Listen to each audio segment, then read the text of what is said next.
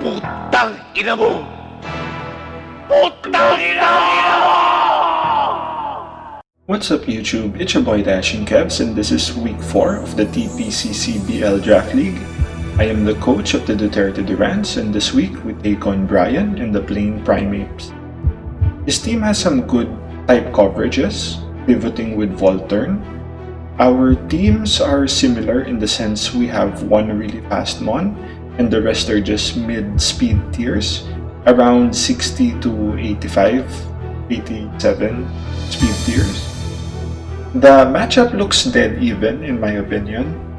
They have some good mons that's hard to deal with if they can set up like Braviary, Zero Aura and Flapple.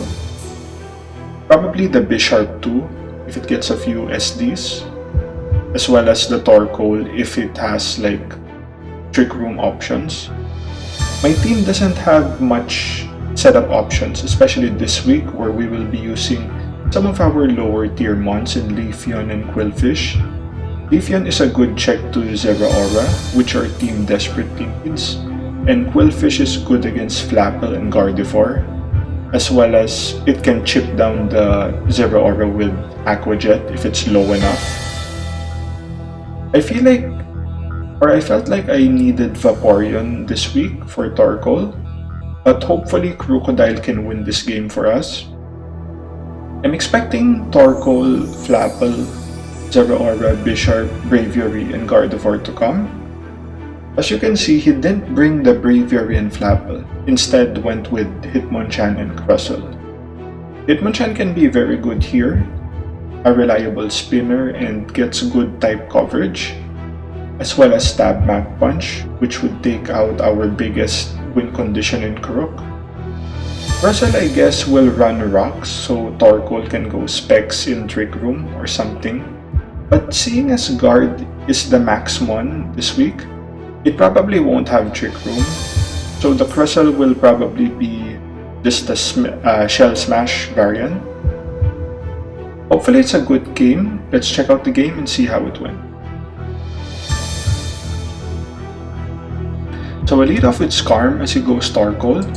Now, interestingly enough, no Drought activates, which was very weird for me, but very good as well, because that was really something that we don't really have switch-ins for, so we would maybe need to sack a few months just to deal with it. I go for the Toxic just so that we can put it on a timer as he goes for rocks. So he was probably reading our switch to maybe the Qwilfish or the Crook to deal with that. I didn't want to switch into Crook because if he did go for the fire move, I did not want to risk the burn. We go for rocks here and he goes for Yan. So he activates leftovers. So that's somewhat good to know that it's leftovers, so it can't really switch in and out freely because of the rocks. But because of this Yan, we are going to have to switch here. We switch to Qwilfish, predicting the fire move as he goes for Lava Plume that doesn't do squat. Get some HP recovery with the Black Sludge. He shouldn't be able to win this as that matchup unless he had like EQ, but with the Intimidate there, it's not gonna do as much as he would like. Switches to Zero Aura, take some rocks, we go for the Poison Jab, we do a good chunk, it's a good chunk, about 40%. We switch to Leafeon, our designated check as he goes for the Volt Switch, very smart play on his part to keep momentum. Goes back to the Torkoal, take some rocks damage as well as poison. I go for Protect here just to see what it wants to do, so it goes for Lava Plume again. That's fine. I go for Leech Seed here knowing we can live the Lava Plume since there's no what do you call that? Drought activated. Get some HP back as well as whittle it down. We go for a Protect here just to see if it's gonna switch out or not.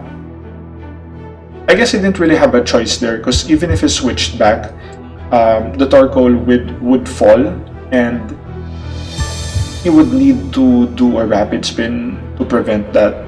But seeing as the speed tier was really low, he's not really gonna be able to outspeed any of the mons anyway, so he decides to sack it.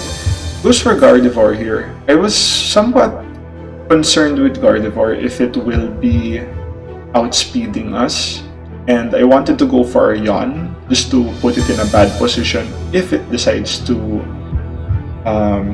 max.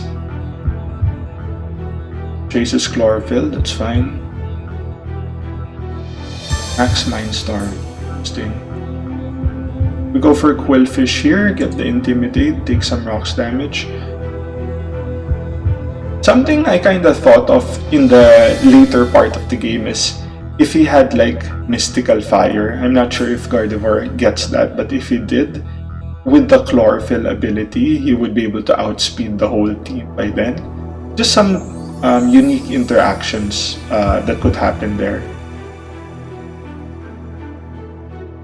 We go for Poison Jab, does a shit ton of damage. We get the poison, really good for us. He goes for a Max Starfall, very interesting. So he was probably predicting the Karuk switch in, which was, I guess that was fair.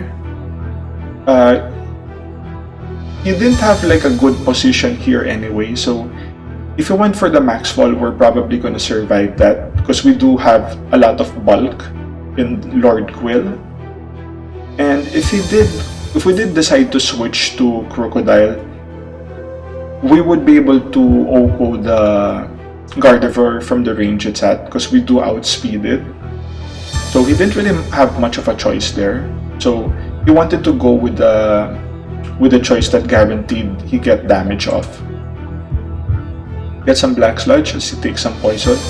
Goes for Max Guard, interesting. I would have just went for the switch out if you want to preserve the Gardevoir. That's the case. So we got a few HP back as well as get it some unnecessary chip. He goes for Hitmonchan here. So I go for the Poison Jab on the guard as he switches. We switch to Skarmory on the Hitmonchan because I didn't want to risk it being a Scarfer.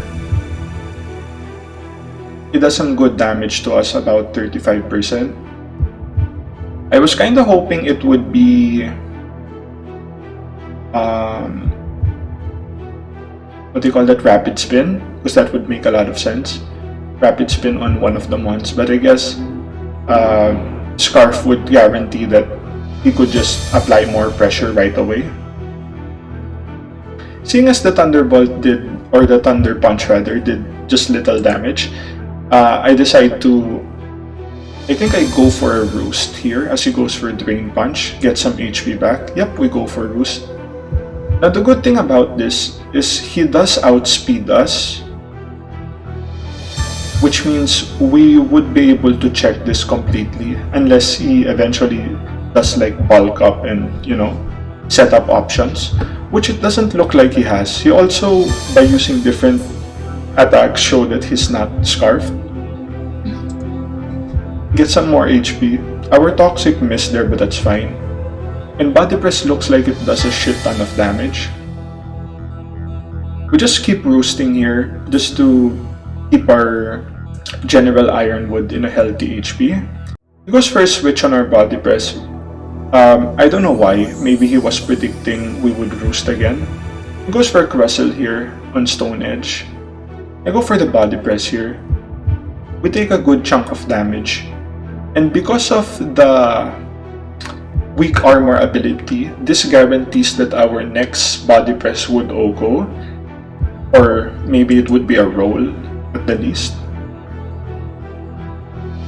He goes for Shell Smash, so he should have done that on the earlier turn, but it wouldn't really matter. Maybe our Skarm would be at a lower HP coming into Hitmonchan. Goes for Drain Punch, tries to get a few more damage off. We go for Body Press here. Now goes for Bisharp, takes some rocks damage. He goes for SD as we go for Body Press and get the OHKO. I'm not sure why he went for SD.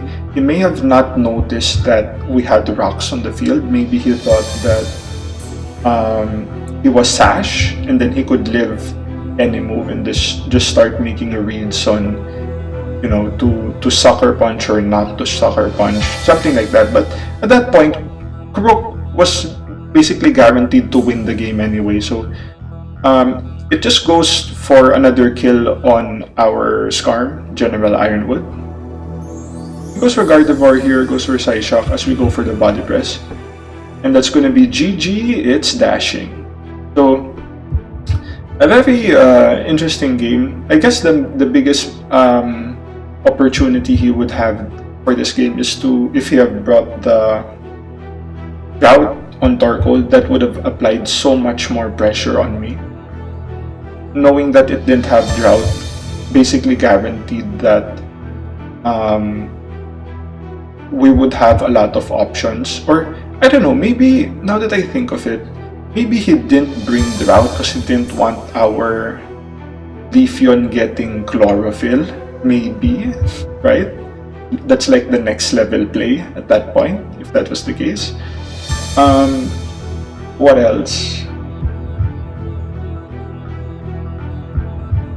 I don't really know what else I can say. He kinda...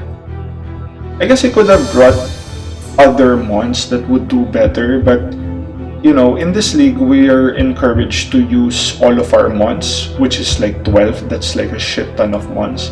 I would prefer it being 10, like in future leagues, because 12 makes it a lot harder to deal with. As well as the rule that you have to use all the mons. Otherwise, you cannot select them to be dropped after or during the reshuffle. Makes it so that you have to analyze every team matchup, like from the beginning, from week 1 to week 5 in advance, and then choose where you want to put certain mons between each week. That's gonna be something new for me. I didn't really do that. I guess at week 3, that's when I started to check out the other teams and see maybe I can put this one here and this one there. So yeah, that's basically it for me here. If you guys like the content, like, share, and subscribe, and I'll see you all in the next one. Cheers!